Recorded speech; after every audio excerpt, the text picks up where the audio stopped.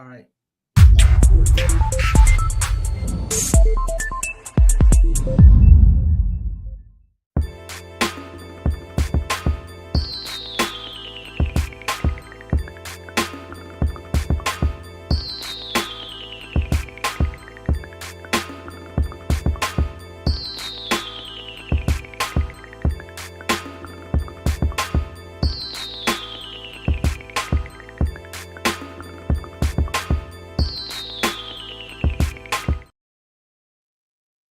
Greetings and salutations, Focus Up family. Welcome to the May 9, 2026 installment of the Focus Up Show.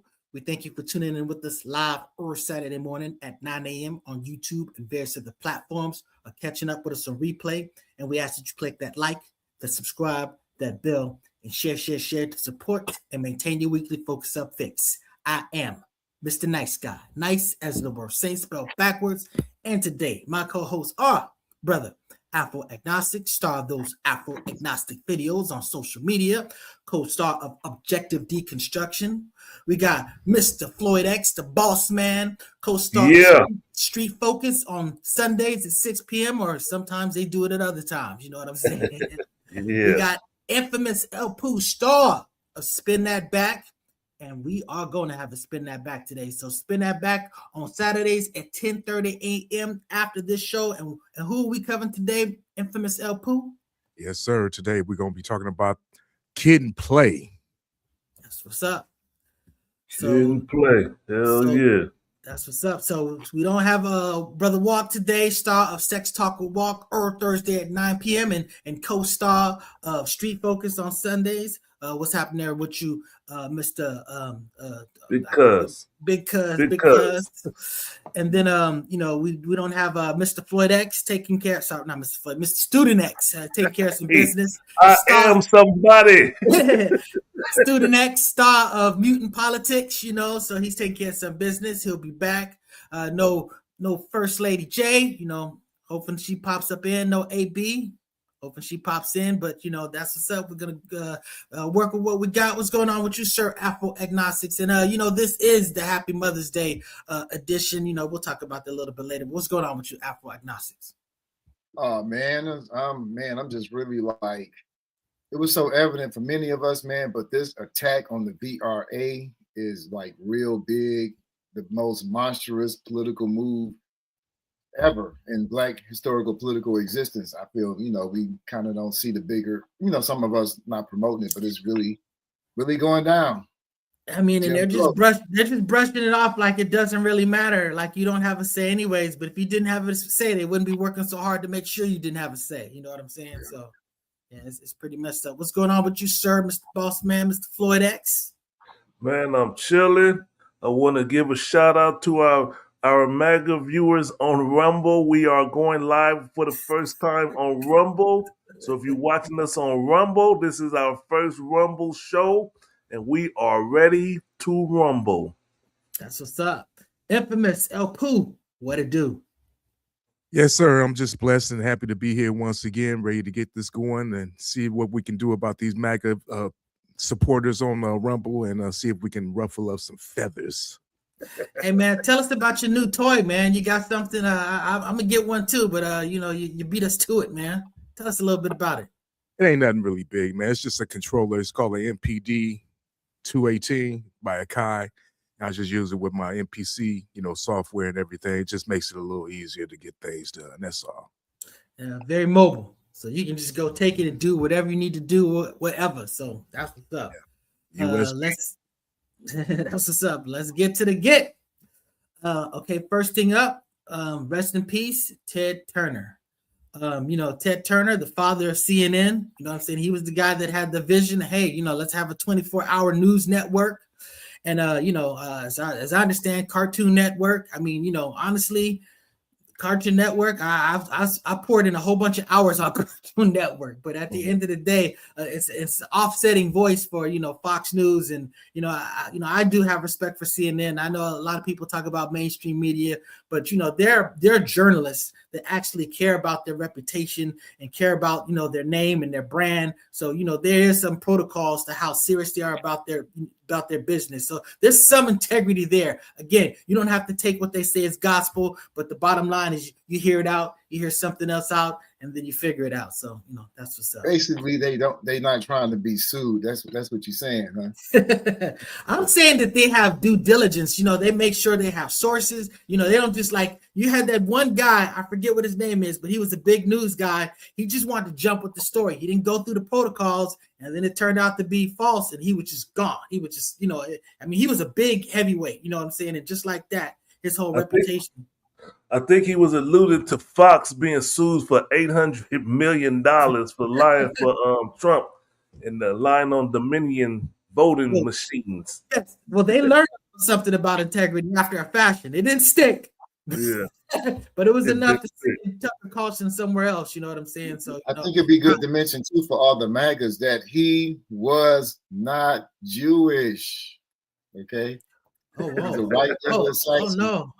Wait. So media mogul. So wait. The Jews weren't in control of CNN? Nah, man. Uh-oh. You sure the Jews ain't telling you that? Yeah, he was. You sure the Jews ain't telling you that? Yeah, the bad news, he was a Republican, so fuck him.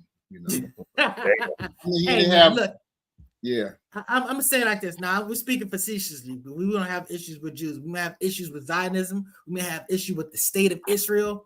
But we do distinguish individuals from groups, and I would say that I'm not going to just condemn all Republicans. I know that there's some decent Republicans out there, but boy, there's a lot of them that are just super violating right now. So wait, you don't support the Greater Israel Project?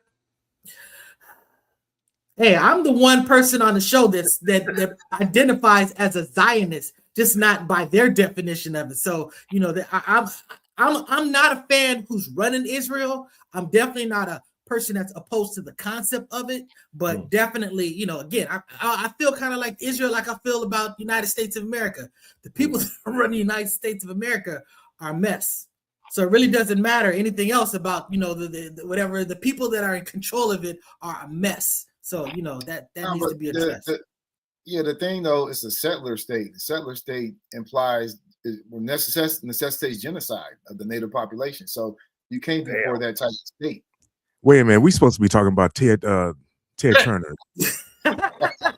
Thanks for bringing us back, El Poo. Thanks for bringing. We got caught up in the rumble. We got caught up into the rumble, gravitational pull. But that's right. So rest in peace, Ted Turner. I don't know if he was the current husband of Jane Fonda, but I know he was a husband of Jane Fonda. You know what I'm saying? So salute to that person who figured out how to colorize old black and white stuff and make them look terrible. But again, his legacy is much greater than that. So salute to a super rich person that was a philanthropist that actually did important, impactful things. So rest in peace to him and condolences to his family.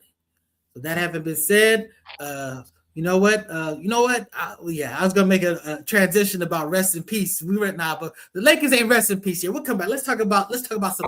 Oh, you go ahead. Okay, let's talk about the Lakers. Let's talk about Lakers. We got the somebody in our comments talking the trash about the Lakers. I believe this is because sidebar. Lakers are done. Somebody turn off the oven. Hey, we ain't done yet. We ain't done. We got another game with tonight. We play. We ain't done. Check this out. If you understand basketball, a playoff series doesn't start till you win a team on the other team's, till you win a game on the other team's floor. All they did is hold serve. You know what I'm saying? They won they're the better team. They won the first two games. They had a lot of help from the refs, but you know what I'm saying? At the end of the day, we won't find what's what about this series until game 3. So, stay tuned. Still Lakers on mine. Still the Lake Show. That's what's up. We're not like Paxton saying whatever he can say to destroy and crap on the Lakers. You know what I'm saying? But at the end of the day, the Lakers do need to sack up. Stop turning the damn ball over so much. You know what I'm saying? So that's I want to say, hold up. I just want to say 5 in a row, 2-0 in the series. I'm casually listening. I'm paying attention now. So nobody said nothing about the Pistons. The Pistons.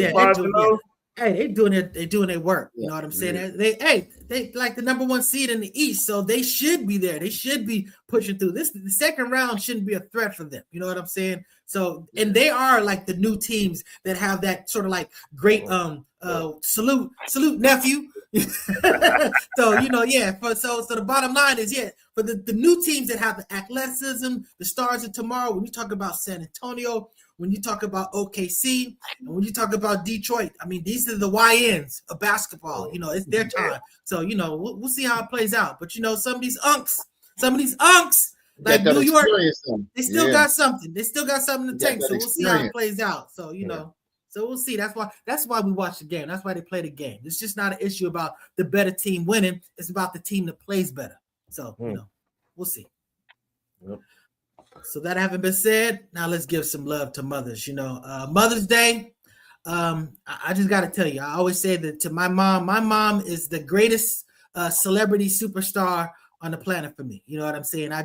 There's no person that that gets me emotionally more worked up than the person that's been there from day one. You know what I'm saying? You have love for your spouse, you have love for your children, you know what I'm saying? But the bottom line is your relationship with your mother, again, that goes back 9 months further than your father. You know what I'm saying? So it's just a thing about mothers. So mothers are special. They need to be respected. They need to be cherished. And they need to be protected, really. You know what I'm saying? So at the end of the day, salute to all the mothers out there. You deserve it. Thank you for your service, because childbirth, man, I'm telling you, if it was up to men to have children, we'd be doing some artificial insemination. Yeah, humanity been in trouble. What you got to say about Mother's Day, Afro agnostic? Yeah, man, I wish we would share some of those same sentiments, with that we share with mothers, with just all women, even the hoes, everybody deserves support. Amen. Hoes gotta eat too. Exactly. But I want to say really quick, man, if I later on I can share a list that I made for my mom's one day on Mother's Day, and it was pretty dope. I got all the rap songs from the 90s, early 2000s with the mama theme and the R&B. It was dope. Yeah. Oh, that's what's up. Mr. Floyd X, my condolences, because I know your situation is special. You know what I'm saying? It's just, but that having been said, what you got to say to all the mothers out there? Hey, all of my mamas are gone, have transitioned on, but salute to my beautiful wife. She's going to be celebrated tomorrow, so happy Mother's Day to her and all the beautiful mamas out there, including the hoes. Sorry. I had to. Afro got to me. I had to. Hoes is mamas too. Yeah. Pooh, what you got to say about Mother's Day? Well, my mom's been gone for over 20 years, damn near 30 now, so, rest in peace. But I want to give a shout out to my baby mamas. Happy Mother's Day to y'all. And for all you other hoes out there in different area codes, happy Mother's Day to you too. Hey, we got a question. The question is, what if your mother ain't shit? And she still get a shout out. Okay. She still brought you here. The bottom line is your mother can only take you so far. If she, people deserve to be corrected, but then, your elders deserve to be respected. So again, you can point out something that's wrong about somebody and still do it in a respectful way. There's a different way that you talk to your boss, your employer, than you talk to your coworker. So I just feel like when you're dealing with your parents, don't be blind-eyed. I mean, if they, if they need to be called out about something, but do it in a respectful way. Always, have that respect. And again, it's not just this mother, it's all the mothers out there. I go out there, I see strangers, they look like a mama, I say happy Mama's Day. Because, again, thank you for your service. Without y'all, we wouldn't be here. Seriously, real talk, in the most simple way.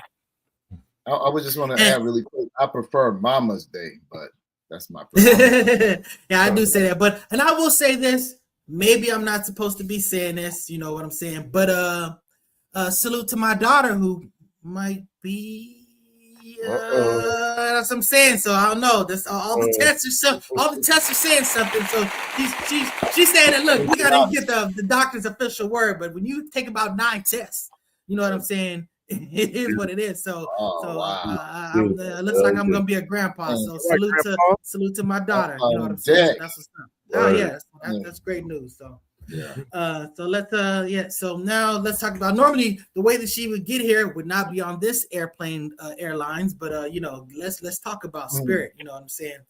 I mean, honestly, Spirit has been getting a lot of people flued out. And it's a shame, you know. We talk about the hoes need representation. The Focuz of we're gonna talk about them too. And the bottom line is, you know, these planes are crucial. You know what I'm saying to people getting to hookups and this, that, and the other. And honestly, just the affordability of it. Because I mean, I'll be honest with you. When I had to fly somewhere, I'd always look at those Spirit prices and go, man, that's a crazy price. That's some good stuff. But that I think that's wrong. I always say that. Look, you can't hope that it's a boy or a girl, anything, because then you can't be disappointed with what it is. You got to embrace whatever it is and just, you know, and you know what? I believe in finding out right away. Some people be like, I want to be surprised when it comes out. You know what? You're going to be surprised when the doctor tells you what it is. Just know, don't be sending out all that energy of wanting something that don't happen, and then you got to basically consolation prizes. So that's dangerous stuff. But salute to you, brother. I appreciate your input. But back to Spirit, you know, yeah, that's a great idea because Uncle Luke was talking about that. Uncle Luke was saying, look, man, this is a viable airline, and we understand that, you know, we'd have to rebrand them and not so plain rebrand. But the bottom line is, you know, you get a lot of Black owners to basically take over these flights, take over these planes, take over this infrastructure and fix it up. You know what I'm saying? Switch it up, and then all of a sudden now you have a powerful voice in the airline industry. So I mean, if this is something that's feasible, hey, that'd be dope. You know what I'm saying? We always talk about how we got to get some type of representation out there. That's how you do it. Become an economic force. What you got to say about Spirit? I'm gonna start with you, infamous El Poo. What you got to say about Spirit Airlines? First of all, have you ever been on Spirit? And then what you got to say about it? Yeah, I got something to say about it, man. I'm gonna miss Spirit because that was the only airline I could go ahead and get on the MTA bus, go all the way to LAX, and get on Spirit with a transfer. Damn transfer! Wow. Wow. Yeah, man. You made me be unprofessional. Oh, that's hilarious. Not Uncle Luke, someone else.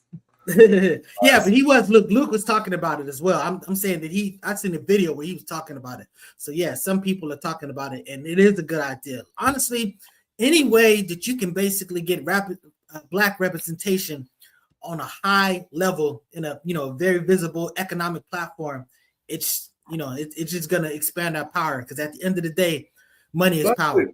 I think why talk about it now because the airline is out of business? If you're serious about buying an airline, set it up. If you're serious about owning an airline, start building one. Just start with a plane or something, and don't talk about it just to get in the conversation when Spirit goes down or JetBlue or somebody else goes out.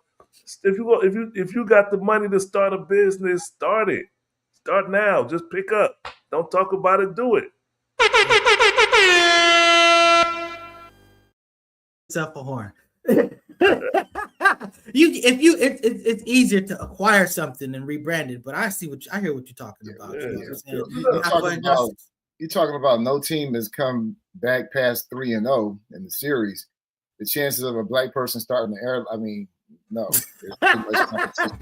So, but I just want to say really quick that I think this is a good example of how patriotism can negatively impact the Black community. I think this is tied to the Strait of Hormuz.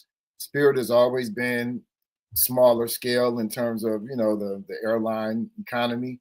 And I think they've been accumulating and struggling along the way. And this kind of really impact them. Maybe I'm wrong, but I think that explains why. And yes, it's going to, I think that's going to be felt a little bit in the Black community. Black people might be a little bit more tense because not only do we fly the hoes out, I just want to say, when I say hoes, I mean whores, sex workers, promiscuous women. I love them. It's not a disparaging term, but I just want to say, friends. Hoes is short for honeys. Remember black. Just really quick though. In terms of family recreation, that stuff, folks, black people, that's we're highly disproportionately represented on Spirit because it's cheaper. So that's going to be less relaxing time, less vacation for black families, recreational time. So niggas might be a little more tense in the hood. So yeah, so that's what's up. So hopefully they do buy it. I can't call you brother Afro no more. You don't have an Afro, brother. No. Hey, you gotta put the thing back on your head, man. You know what I'm saying? So that having been said, all right, let's talk about this cruise ship virus situation. So I believe it's called a Hantavirus. I mean, this is a nightmare. You know what I'm saying? It's like, I don't know if you saw that Netflix. I don't know. I shouldn't say Netflix. It was a documentary about the poop ship. I mean, the bottom line is that, yeah. So I mean, cruise has been taking a hit, man. Me and my wife went on a cruise, and I gotta tell you, it was one of the greatest things ever. I was very trepidatious about being in a box on the ocean. You know what I'm saying? But I mean, it. After I figured out that all the food was with that box after a couple of days, huh? Well, at first day, I'm being judicious about buying food and stuff like that. Then I realized that all the food was already paid for. Man. So I ate. Every other day after that. I'm just telling you, I ate the best that I ever ate. Not the best from a quality standpoint, but from a quantity standpoint of my entire life. And I mean, we just had fun. Every night was a party. Every night it was great. You know what I'm saying? But I don't know if I've been on plenty of cruises. I had fun on each one of them. I never had no issues of no diseases being spread. I've been on a gang of cruises. I love going on cruises 4 or 5 days. I have a good time, So I hope everybody on that boat gets well, and you got to be cautious out there, I guess. But I hope they all. I mean, rest in peace to the 3 that passed away, but you know. Yeah. And this is not supposed to be like a super big threat. They're saying that this is like from this ain't like going to be another COVID type situation. But the bottom line, it is a dangerous situation. Excuse me, and they're trying to push through it. So, It's COVID can be from human to human. This one is from host through feces or other matter to humans, not directly. So. Gotcha. Just want to say really quick, since we want to, where we at, Floyd? What platform? Rumble. Okay, I'm ready to rumble with some MAGA. Last year, those slashing of government programs, the CDC, and the Vessel Sanitation Program, VSP, primarily responsible for sanitizing ships.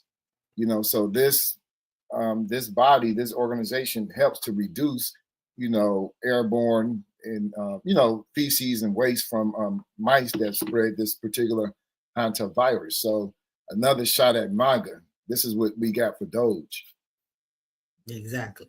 Them cats fired the nuclear codes people, realizing like, wait a second, we need them, bring them back. You know what I'm saying? That was the clown stuff that was going on over there. So what you got to say about this, El Poo? Well, this is what happens when you don't really have a plan. You just have a concept of a plan. So. Mr. Freestyle. So, yeah, I hear what you're saying. So then what we have up next, Mr. Floyd. But can you imagine being out in the middle? Can you hear? Go ahead. Can you imagine being out? No, go ahead. Oh, okay. Can you imagine being off the west coast of Africa? You know what I'm saying, in Cape Verde somewhere, and because the incubation period is 5 to 8 weeks, and you just got to sit out there for 5 to 8 weeks, your whole life, everything going on, job, crazy. Man. They got to be up to 5 to 8 weeks. I mean, that's the incubation period, so it's going to be somewhere in that range where they're. They've been there already. Like, would they say 150 days, or what did that graphic say? I know it's 150 people on the ship. 150 people. I'm about to say.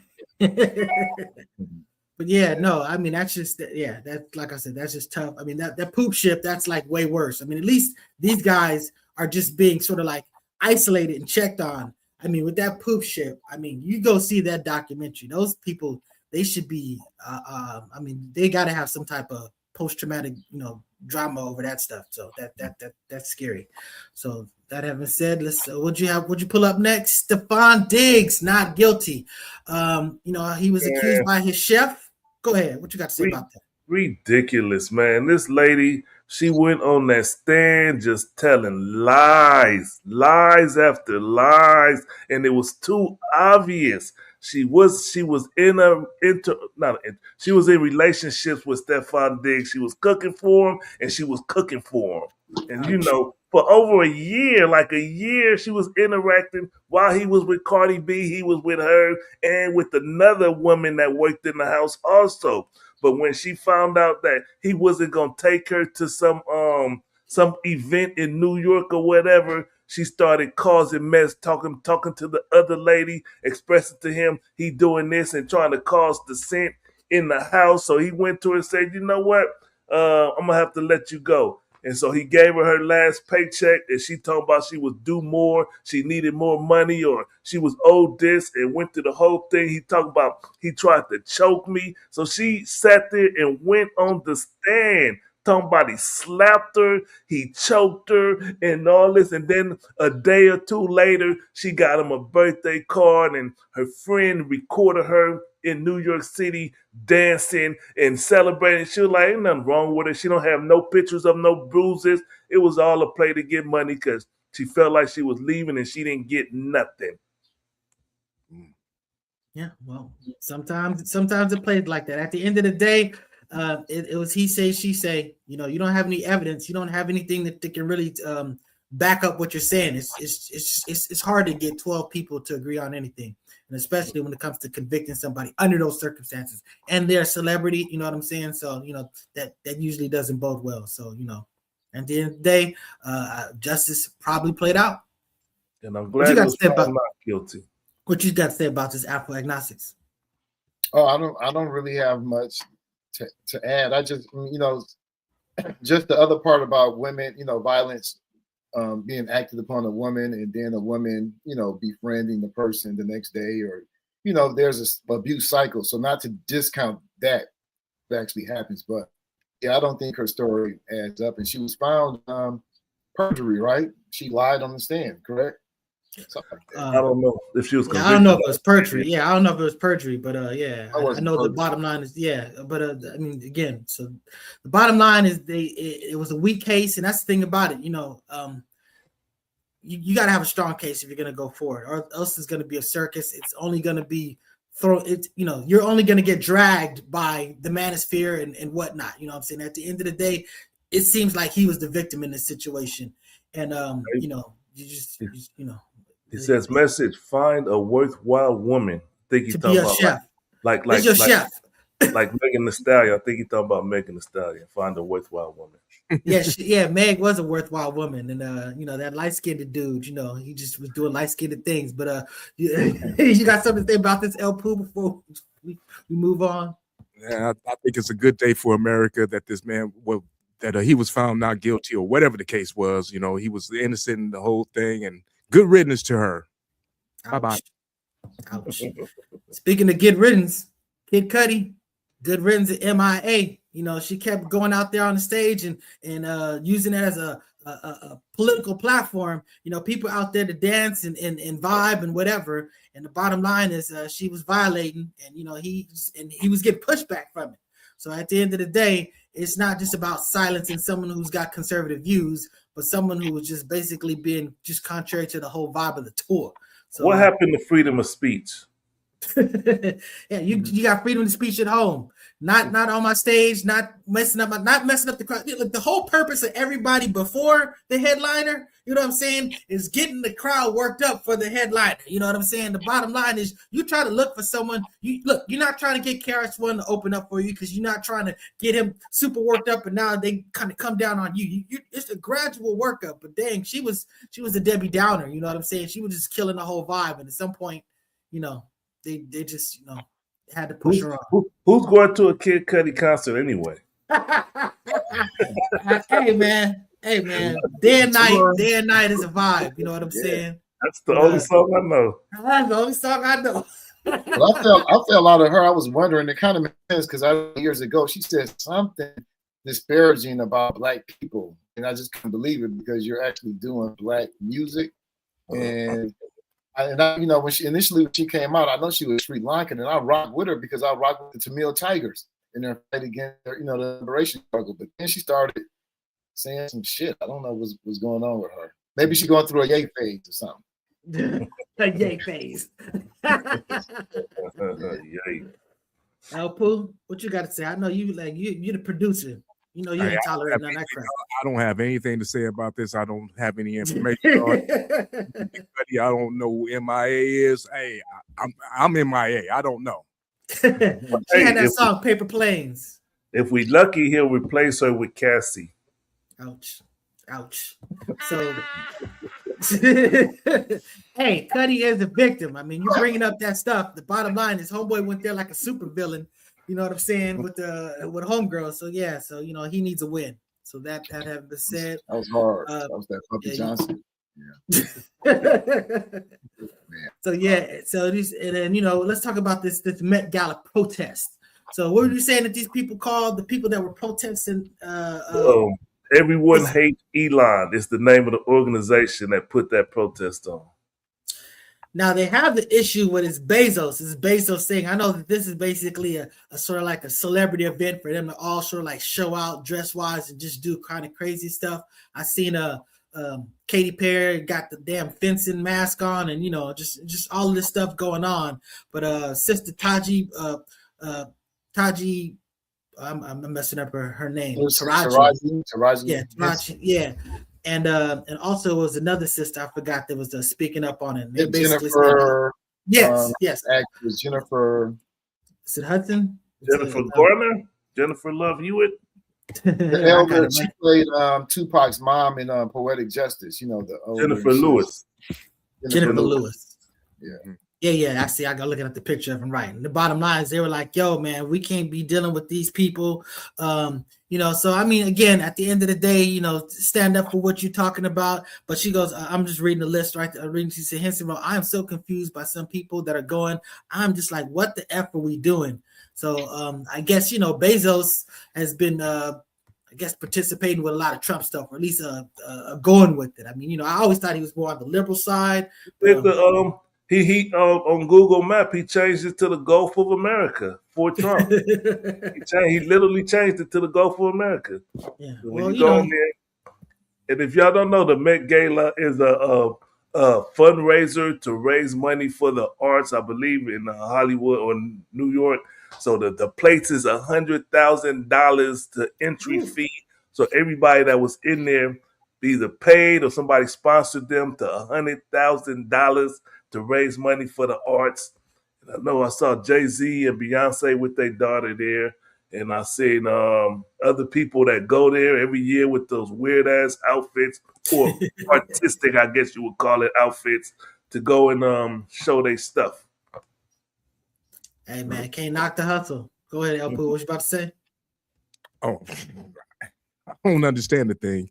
I saw Kanye in there, looked like he was dressed with one of his little shoes and everything. I don't know. The Met Gala is the weirdest thing I ever seen. I don't understand that right there. I don't know where it came from. It seems stupid to me. That's all I got to say, because people just dress up like it's Halloween a lot of times. So, hey, it is what it is. Hey, man, if you're raising a whole bunch of money for the arts, and if that hustle works, I mean, at the end of the day, you know, do you. Yeah. So I don't know if you want to go to the commercials right now or try to fit in for a little. Man, we can't let that.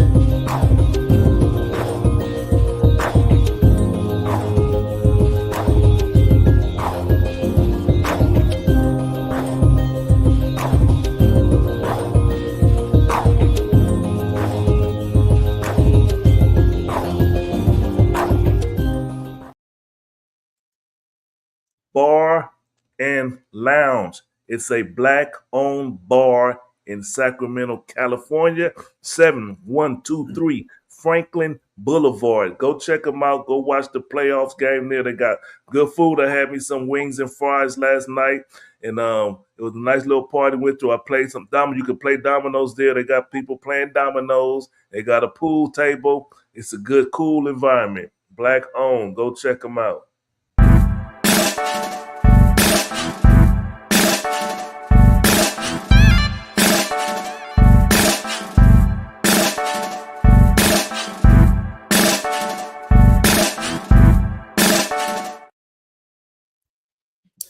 That's gobealive.org. Go get you some of that black honey. And if you want it in person, go to the Petty Vice in Venice or to the Afro City Marketplace at the Crenshaw Mall. Salute, Sister Nidra.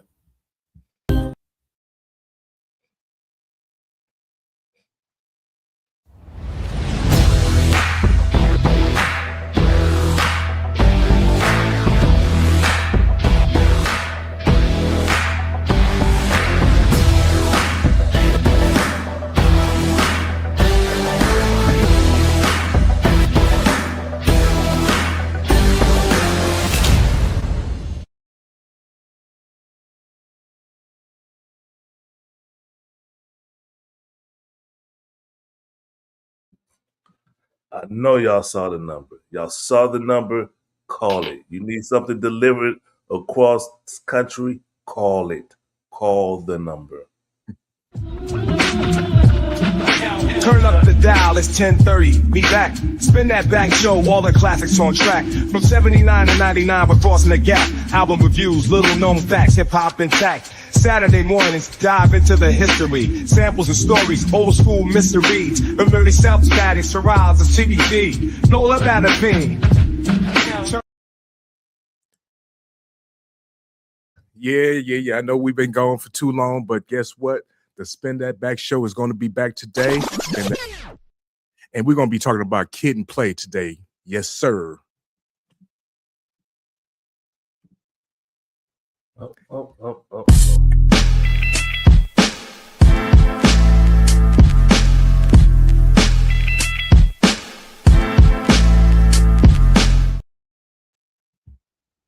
To all of our new viewers on Rumble, tune in to the Focus Up show every Saturday at 9 a.m. We will be here every Saturday at 9 a.m. You got some comments. I got to learn how to bring the comments over. I don't know about the comments just yet, but I'm going to look for the comments. We answer the comments.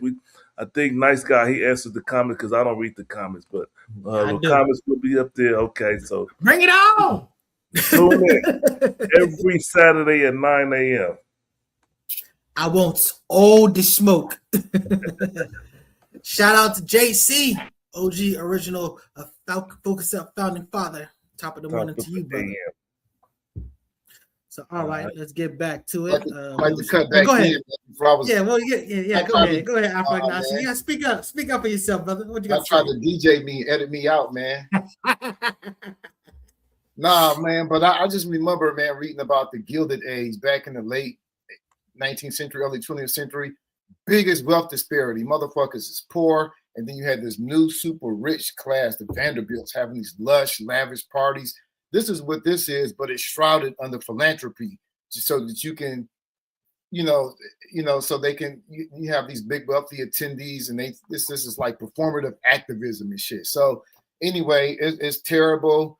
And those are your enemies there, but those people got people looking at immigrants and LGBTQ. These are your fucking open enemies in here just throwing this wealth around for this Metropolitan fucking Arts Museum. Fuck that shit. This motherfucker's starving and hurting because of racism and all the imperialism and all this shit going on. But anyway, that's my thought. I heard Trump make the argument. He said that's why he needs the ballroom so he could hold the Met Gala in the White House. Yeah. All right, so let's talk about someone who now see, I'm a Tennessee Titans fan. You know what I'm saying? Mike Vrabel was my coach for quite a minute. You know what I'm saying? And he was doing good things for us for a stretch.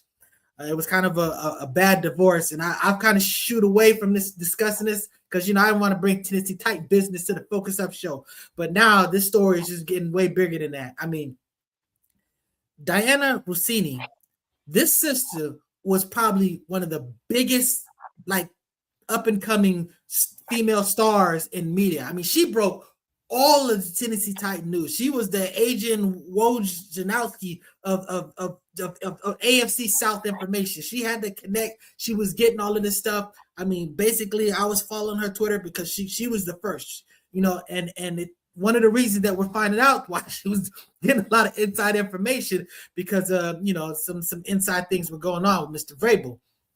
I mean, at one point, she put out a story there where it's like, oh, yeah, this team is offering such and such for Julio Jones. And this team, she's just inflating it. And the Titans, basically, everybody else got scared away. And the Titans swooped in and, end up getting for like a second-round pick or something, like something lesser. But the bottom line is, there was a lot of ethics things going on. I was originally upset with the story because I felt like this is jacked up.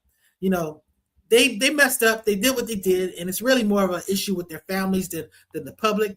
But his career is still ongoing, whereas her career has been completely disrailed. And I mean, to me, I take great issue with that. When you see the sister catching all that and the dude not. But I will say this, the coaches, your job is to coach your team. But with news, your credibility is part of your resume. And this is part of the reason why, it's maybe semi-justified. What you got to say about this Afro-agnostic? Because I know we talked about this a little bit in passing, just about how he's getting all the punishment, or he's not getting any punishment. She's getting it all. Okay, I can. I want to bounce off what other people have to say here, if I could. Go ahead. What you? I'll say. Go ahead, Mr. Floyd X. Oh, you said you want to bounce off of what? Oh, well, for me, I mean, when I was looking at the story, they say that they was out vacationing and on a boat trip, and she was pregnant at the time. I believe that's a real picture right there. And she named her baby, which is supposed to be her husband's baby, Mike. And I mean, I don't know if it was named after him. It's not confirmed if he was named after him, but it's kind of scandalous to be out and about like that, prancing around, and hopefully the families figure it out and they get past it, but that's a bad look. You need to go on Maury. There's something you need to find out. I'm just saying, there's something you need to find out. You got something to say about this, El Pooh? It sounds to me like she was a thought that got caught. Oh man, is that enough for you to bounce off of something, or you ain't no comment from you? I didn't really. I mean, you are really the first time really breaking down the story to me, but it just sounds like your typical romantic story. Usually, there's a leverage of power on the gender, and they just got caught. And as far as the media, she gets most of the shots because that's just an example of sexism. But they both were equally, yoked or involved in the scandalousness of the situation. So yeah, and that's really the real issue, because at the end of the day, he goes, yeah, I had some tough discussions with my family, and the Patriots are just completely backing them. And a lot of the jokes are, of course, the Patriots are supporting the cheater, but at the end of the day, it's just but again, if your team buys into your message, if you're still able to do your job, I understand why you are able to keep your job. You know what I'm saying? And the question is she still able to do her job? Because her credibility is a little bit more crucial. His football credibility is untouched. Her credibility in the realm with which she works has been assaulted. So, it's Killa violated, like you said, some ethical things, right? As a journalist. Yeah, so that's what I'm saying. So that's why, even though my gut reaction was like, that's kind of BS that the man is getting this free pass and the female's taking his heat. But in this situation, you're taking heat because this is what your credibility. This is your whole thing. You know what I'm saying? Whereas his thing is football.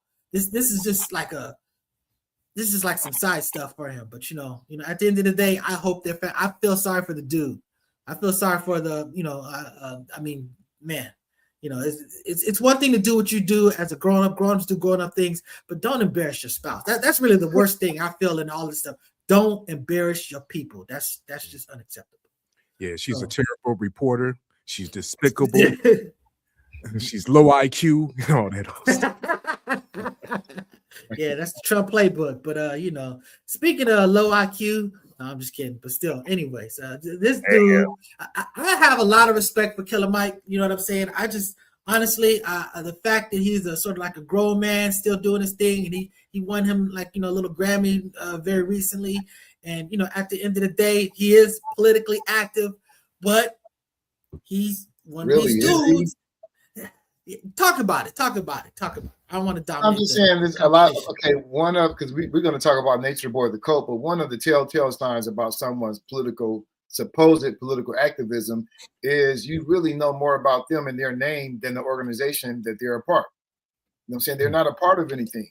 So it's like they're really out there just kind of solo grifting and kind of doing his thing. I know that he was making money off tours, but he started being paid by the Bernie Sanders campaign back in 2016 or something like that. And then he used that to get the Netflix deal.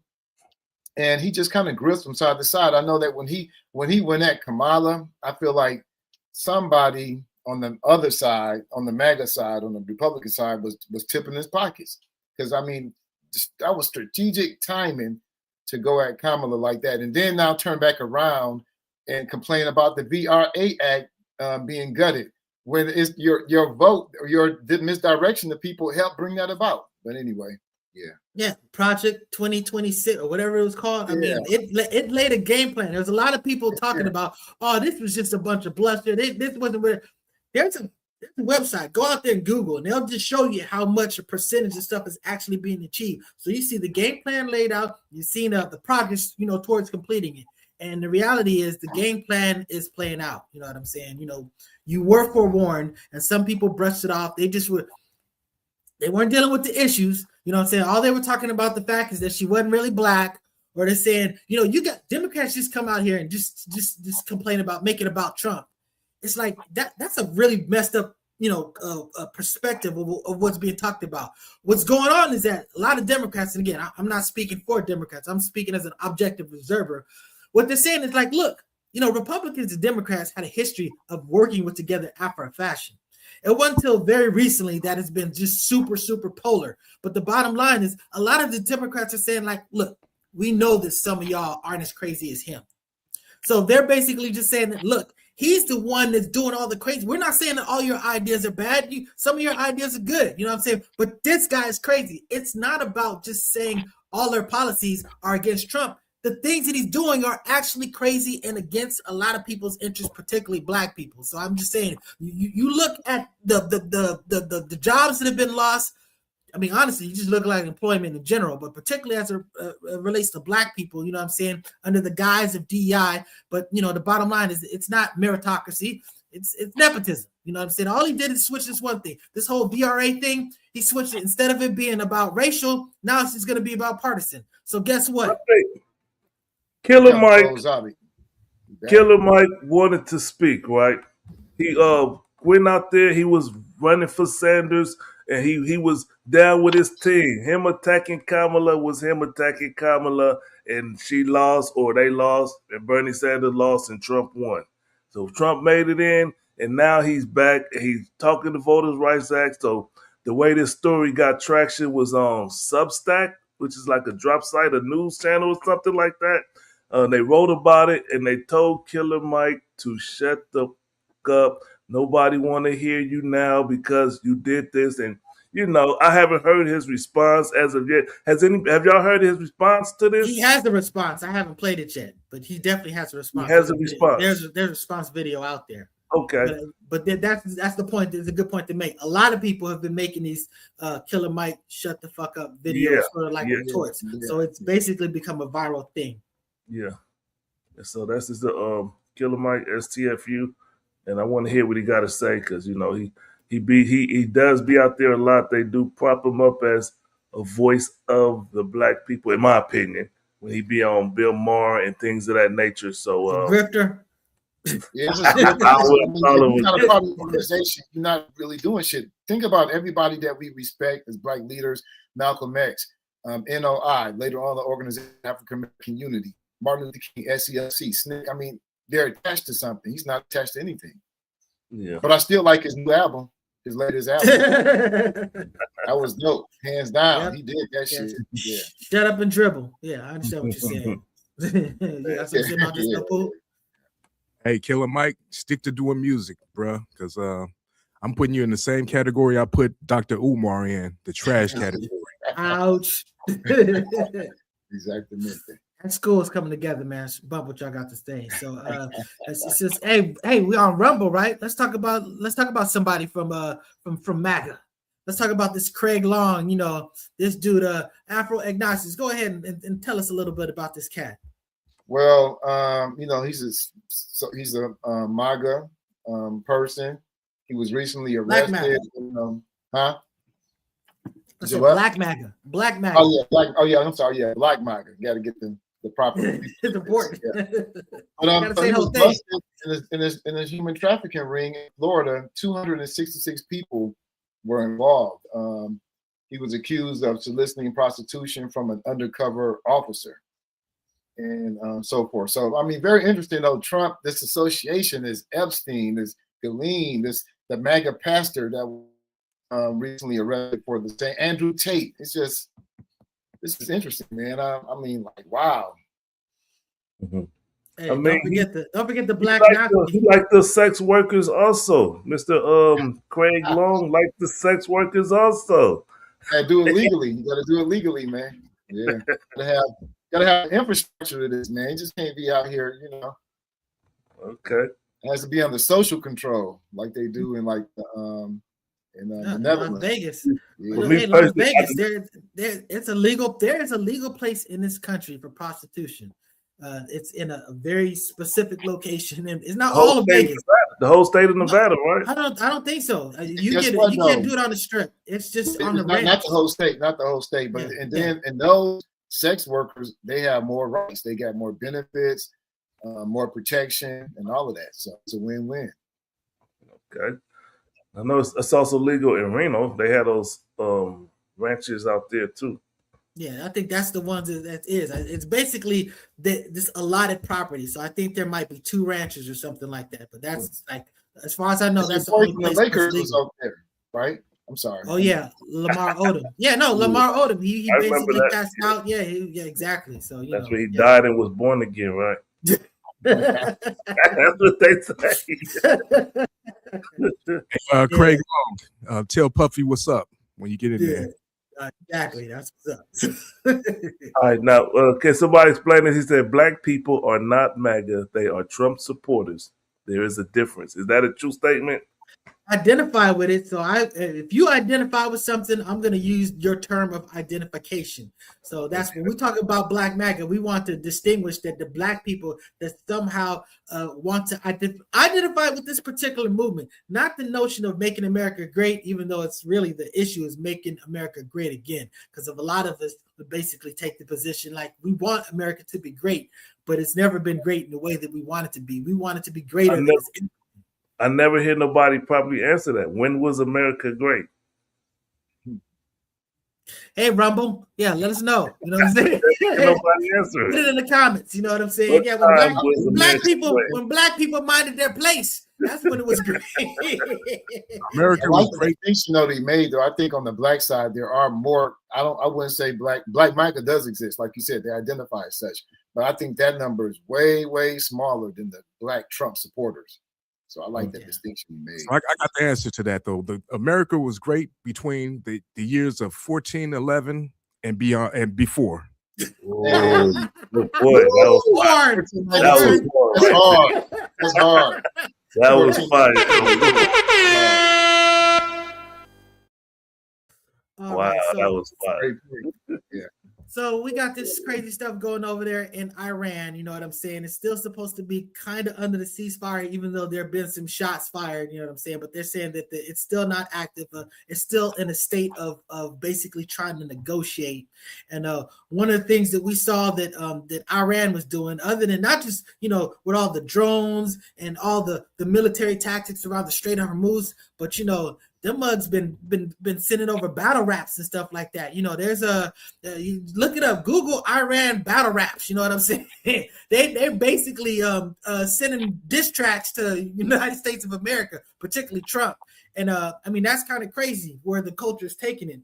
And some people were saying that they're kind of what they call it when you kind of taking somebody's culture. Oh no, that's not appropriation. That's not. Yeah. Some people are saying appropriation, but yeah, exactly. So what you got to say about that, Afro Agnostics? No, I think there's a difference between appropriation and exchange. They're doing it kind of like an exchange, and I can't think readily what comes to mind. But there's a cultural exchange or borrowing or usage that's different from taking someone else's and exploiting, blah, blah, blah. But I like what they're doing. I mean, it's propaganda, and they're using a black art form to express their propaganda. So it kind of shows you the popularity, and also they might be trying to appeal to, because we know that we know Malcolm is on, if it's not on the national currency, he's on the stampage or some official government, thing that they use over there. So they have a great deal of respect for, Malcolm X and the movement he represented. But just, man, I don't know what's going on. You got the Gaza, you still got Ukraine, Russia, and this situation. So the goal was to weaken Iran. I mean, not weaken China. So they are succeeding in that goal in that sense. What you got to say about this, Mr. Floyd X? I know you saw your video. I ran out the room for a second. I'm not sure where we at. What we talking about? No, I'm talking about. He was asking about. Well, first of all, we're talking about the battle raps because you're the one that actually brought it up. But we're actually talking about the war in Iran in general. And I was saying that you had that video from Professor Zhang that you were very appreciative. Okay. As far as what the Iran is doing, I can appreciate that they're leveling the playing field as far as them speaking against. Because one thing, when America under Barack Obama attacked Libya, my main issue with Libya was that he couldn't communicate to the American people, because you got to look past the government and get to the people. In a sense, the justification, like right now, what Iran is doing, they are communicating to the people with those Lego cartoons and the battle stuff. They are communicating to the people. And I think that's a good thing in a sense. If the truth is just the truth, you can say, oh, they're a dictator, they're killing their people. But when you look at videos of people inside Iran, it's just like when you come to America. It's people here who hate Trump. We hate him. But we're here and we're walking amongst the people in America. So I can appreciate that they putting these videos out, and it shows culture. It shows an appreciation of Black culture with the rapping, the music, the battle rapping. It's an appreciation of Black culture. Like you said, I never knew that they had pay money or things like that. It's the same with Russia. Did you know they got a University of Patrice Lumumba in Russia? Oh yeah. Yeah. Shout out to Say that again. Shout out to Harry Haywood, Black Bolsheviks. Y'all get that book, and also my man George Padmore. So there's been a big connection between Black political movements and at least Russia under USSR. So yeah. I mean, we know that the Khomeini was basically, he made provisions for Black people. He definitely has sympathy for Black people. So I mean, it's just, we understand that, and it's not just basically about causing, division here. It's really about supporting people who are clearly unoppressed people, under the regime that's giving them problems too. It's commonality. And this is why I have a problem with the patriotism, because that patriotism is divisive for Black people when we build connections with other brown and Black people across the globe who are suffering from the same shit we suffer from. Yeah, so that's why I never buy it. So, shout out to Brother Walk and his flag, but I can't do it. But that was a shot at Walk. Yeah, it was. You got something to say in closing, El Poo, about that particular topic? These are some of the best AI videos I've been seeing in a long time. And they come out quick too. They be on it. Something in the news. Whenever Trump makes a comment about Iran, wow. I wait for these videos.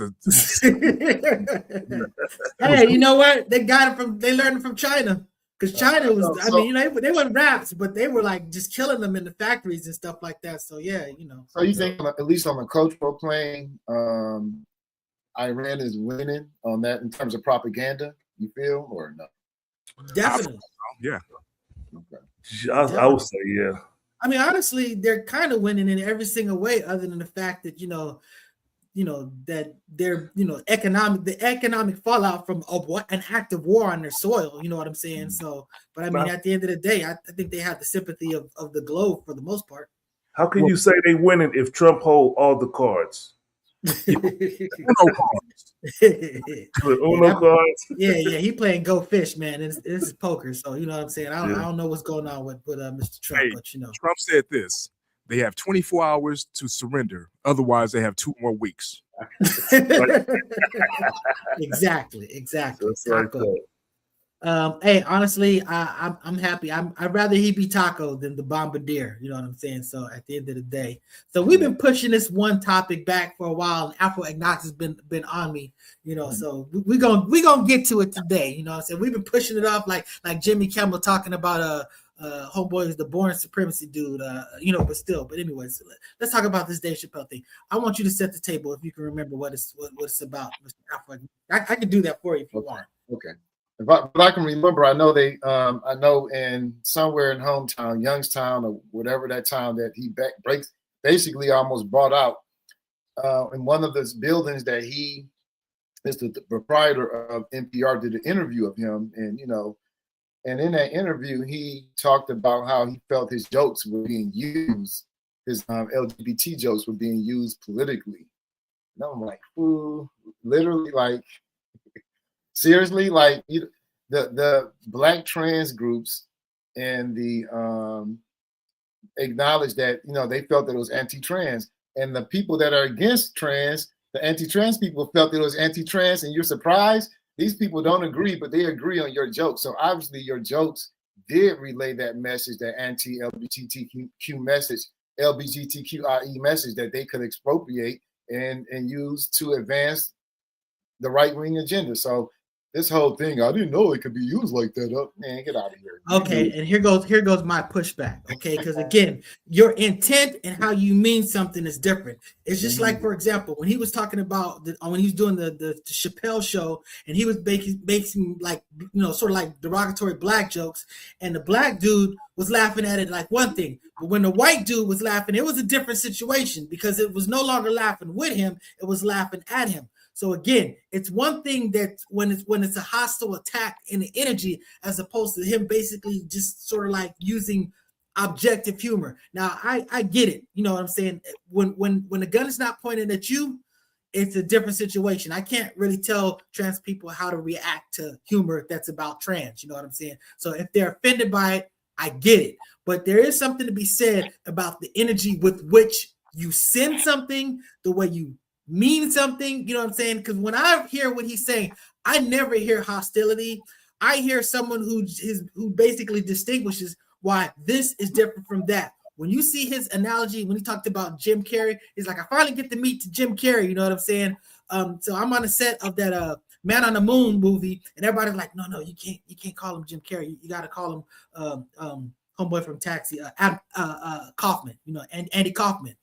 And he's like, wait a second, I'm here to see, Jim Carrey. Now I got to call him Andy Kaufman. He's like, this is the same type of situation, basically juxtaposed to the Trump, to the trans situation. Mm-hmm. So again, I do think he was sort of like tongue in cheek just because he was getting pushed back. But at the end of the day, he goes, look, I'm going to just stop making these jokes because obviously they're not landing the way that I want them to with that community. So I see sympathy on his part, and I definitely think, or should I say, I see empathy on his part. And I think that's to be distinguished with the type of stuff that Homegirl does. The girl that was making, the lady that was making that joke, the one that was killing dogs and basically fired from ICE. Christy Nome, I think that's what her name was. Okay. So, El Poo, what you got? You got anything to say about that? Man, all I got to say is I don't care anything about what Dave Chappelle is going through, what the trans community is going through, about the aliens. I just want to see those Epstein files. If I can just push back a little because because he's responding to this post that this MAGA lady posted when he visited DC. Back in 2003. She posted it in 2003, and he never said anything publicly about it until the NPR interview, I believe. So he even, in one of his jokes, he referenced the turf lady over there, RK, what is her name? RD Rowling. She's a turf. She's against the trans, this whole real women versus trans women and stuff like that. So I think he was championing that cause, and he was riding that MAGA wave. And that's he thought. Whoa. I don't think that you said riding the MAGA wave. Wait. you can have a difference of opinion on what you consider to be a real woman and not be MAGA. I don't think that you can conflate those to being the two things. I mean, put it this way: me as a male, as a heterosexual male, you know what I'm saying? I'll use whatever pronouns anybody wants to use. I will call you a lady, and after a fashion, I'll perceive you to be. I will not treat you exactly the same. I would not even consider dating someone that was trans, that was biologically a man at birth that transitioned over to a female. I'm just saying that, again, that one has nothing to do with MAGA. That's basically a violation of a fundamental that's basically fundamental to my perception of things. So I'm just saying, I don't think that you can make that a MAGA connection just because you have an issue about what's biologically a quote unquote a real woman or not. You know what I'm saying? So I don't think he's a transphobe, but I think he has certain views that are, can be exploited by transphobia type of culture and MAGA culture. And I think he was kind of using that wave to kind of, put his views out there and things that he felt, strongly about. And I think him just saying, man, maybe I'm mistaken. I was being used. I was being exploited. Or I didn't want it to be used like that. He's kind of acting like he was surprised. And he, no. Don't think so? I don't think he was acting surprised. What he was saying, he goes, look, no, you guys are not, I'm not doing what you're doing. When she made that joke, he's like, no, I'm not. That's not what I'm doing. She made that in 2023. Like, why you just not responding? Well, I mean, put it this way, I don't know when a person's responding. Just because I haven't seen it, or just just because it's not being published, or I don't know. I mean, he's a very private dude. He doesn't, It was a public thing of him. You need to publicly respond. He was responding, to my understanding, he was responding to the Kristi Noem situation because she made a joke, and he was like, "Wait a second, no, I don't want Republicans using my stuff to further their agenda." And like I said, so no, it was a hardcore. I'm sorry, so the audience know it was a hardcore MAGA lady, politician, associated lady, or adjacent lady, who took a picture with him in the White House, and then she posted it on social media, and the caption said, "Two people who believe only in two genders." So that's what it said, which is a certain cultural perspective that I think aligns with the transphobia in the MAGA. So I think he was, wait. It aligns with MAGA shares that belief, but you understand that Dave Chappelle is a Muslim. You know what I'm saying? I mean, that's just like saying a person, you can be a Christian and not be MAGA. You can be a Muslim and not be MAGA, and you still basically feel like there's two really genders, and basically what you're born is what you're, what you're physically configured at birth is what you are. So again, I think that basically there's overlap. You know how they have that circle and that little the turf thing. That's different. I don't know about that, but I'm just saying that again, as far as the Kristi Noem, whatever, he was basically saying like, look, I'm not one of you guys. Don't use my jokes to further your agenda. We may have some little overlap as far as a position, but I definitely don't have the vitriol and nastiness that you have about this type of thing. And literally at one point he goes, look, I'm just not going to make those jokes anymore because they're not landing. Not because he didn't think they were funny. He made that 9 years ago. So I think it was a mistake. You don't see how your stuff can be used. That's my only thing I would say about it, because if the anti-trans people think that you're anti-trans and the pro-trans people think that you're anti-trans, I think you're anti-trans. You know what I'm saying? Or you're being perceived. I don't worry about how people use my things, because at the end of the day, if you have a misconfusion, that's what we're talking about. Because we're talking about they're using his jokes. They're using his rival camps viewing you the same way. I think anyway. At the end of the day, you can look at something how you see it, but it is what it is, and it's our burden to get to what something actually is. So that having been said, let's get this thing out of. Let's get to this before because we're gonna have to spin that back, and spin that back is gonna be on time. But I wanted to make sure that we give you an opportunity to talk about this. So go ahead, Nature Boy. You want to talk about this? What do you know about this cat?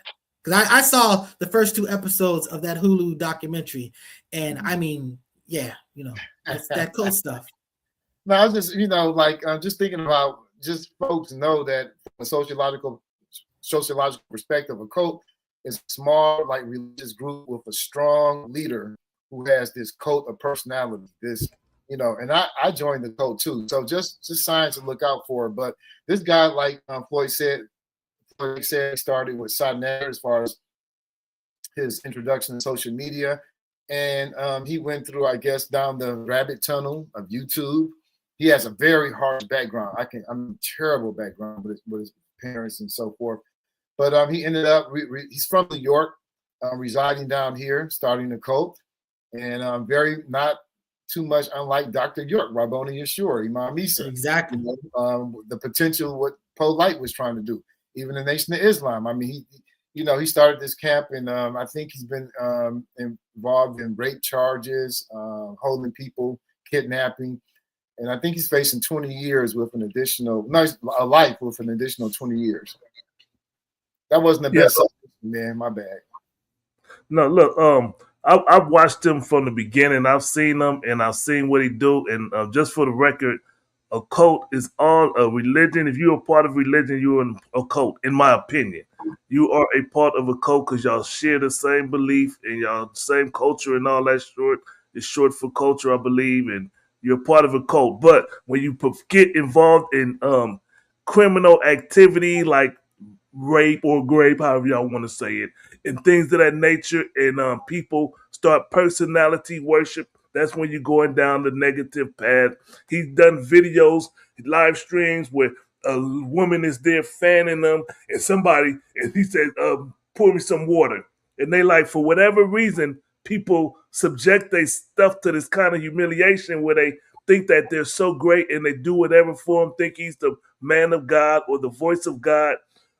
And I believe, I haven't seen the documentary, but if it's talking about him and what he does and how he brought people to Costa Rica and that they build this community out there and buy land and they live on the land and they start making up their own rules for that community. And some of it is degrading.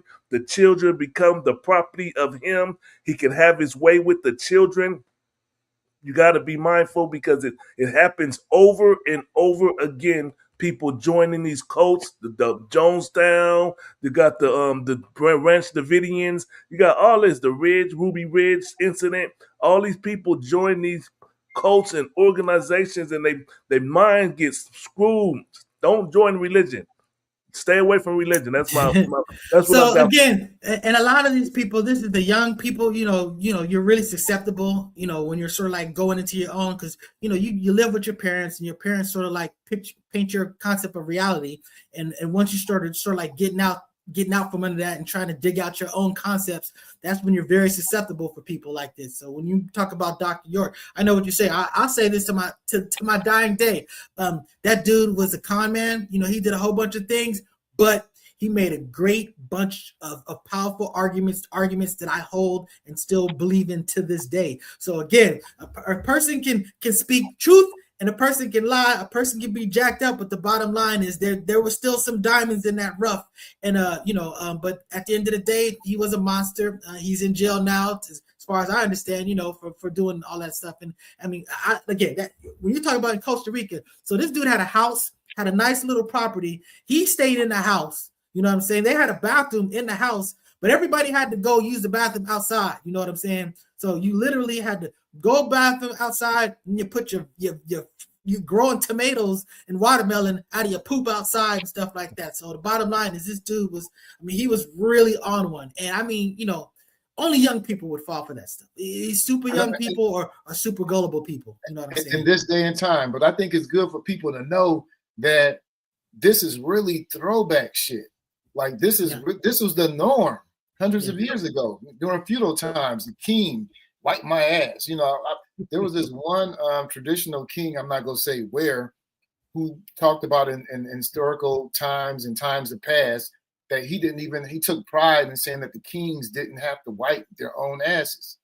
You know what I'm saying? You have a servant, we celebrate coming to America, but you remember that the world penis, this nigga didn't have to do shit. Who's providing that luxury for you? Some type of labor out there is being exploited, providing that luxury, so fuck them kings and queens and that type of shit. I think the one common denominator though is, and this is not on man tip, I'm anti-manosphere, but it just happens to be men. But it's just charismatic men. Yeah. They're all very charismatic, and a key root word in that word is charm. They have charm. And that's and these people are basically putting something out there at a time that other people just happen to be very vulnerable or very receptive to it. Because when you were hearing these people's stories, they were like, the one dude, he was like, I came out of the military, I was part of for 8 years or whatever, you know what I'm saying? I was part of a community, and then now I'm just out on my own. And, now this person, he's giving me another community to be a part of. You know what I'm saying? The one female that basically just like, I just ghosted my family. I just bounced and went there and, didn't blocked all their numbers and whatever. I mean, she's a kid.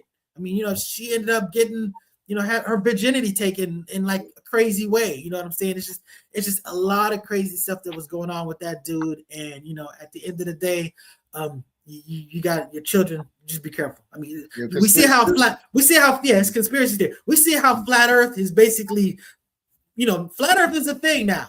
I'm just telling you, 20 years ago, there's probably very few people talking that flat Earth nonsense. I mean, definitely in the mainstream, but I'm just saying that the power of YouTube, the power of social media, the power of podcasting, boy, you know what I'm saying? You brought up a good point too. Another is like the age thing, but also the black exodus from the black church that's been taking place in the last 20, 30 years. So a lot of those people still want the important thing. The church, why people came, was community, family gathering and stuff. So he does provide some of those things. And that's what people don't, because I joined the cult, you know what I'm saying? So, and I wasn't like the most naive person, but I joined one too.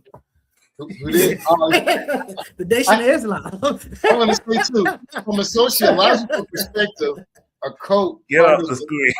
Is part of the definition is the size. So the Nation of Islam is no longer a cult; it's the church now. It has graduated. It's the church now. The Nation of Islam is the church. And the Nation of Islam has done a lot of great things for black people. I can have criticisms about it, but I can have criticisms about anything that still has done great things for it. So at the end of the day, we'll have that. Put it this way: when we get to that Who Killed Malcolm X episode of the Focus Up show, it ain't gonna be nice. But at the end of the day, I have a lot of respect for the nation, a lot of respect for Minister Farrakhan, and just their impact on our culture. A lot of people shriek away from the term because it's a negative, pejorative way that it has become. But it's just a small religious group, and then it graduates to a sect, and then it becomes a larger church. That's when it becomes more acceptable. Some of the more narrow norms shed away, and it becomes more mainstream. Those are kind of some of the differences. It's not a negative thing. It's just it's more of a size thing.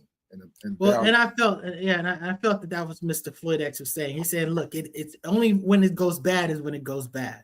I was very, sort of like a person of religion, of understanding, and sort of like seeing things that I felt like a lot of people were missing. And I was like, what could really help if we really want to build as a community, we need to build a community. We need to, because I'm big into Star Trek and stuff like that. And I look at the Vulcans compared to everybody else. These are like super logical, super advanced people, just business. So I was like envisioning a whole community, like a whole sort of like self-sufficient, science, all of this stuff, you know what I'm saying? And it's just then when all this stuff was playing out with the dude with the Nikes and all this other stuff, I was like, yeah, I can't do none of that stuff. I'm going to keep it secular with everybody. I'm still the religious person I was back then, but my interaction with the rest of the world, I'm keeping it secular. You know what I'm saying? That's just what it is. So thank you guys for participating. Rumble. We will look forward to your input. If your comments didn't make it to the show, we'll see your comments afterwards. But like I said, we're not ducking no smoke. Yeah, so I tested it out. The comments don't show up over here, so I got to figure out how to see the comments on that side. But that having been said, like, share, subscribe, and we will talk about some things that relate to you, and we'll give you some insight to our side of the argument. So if you want to devise your defense, tap in. So appreciate you. Peace out.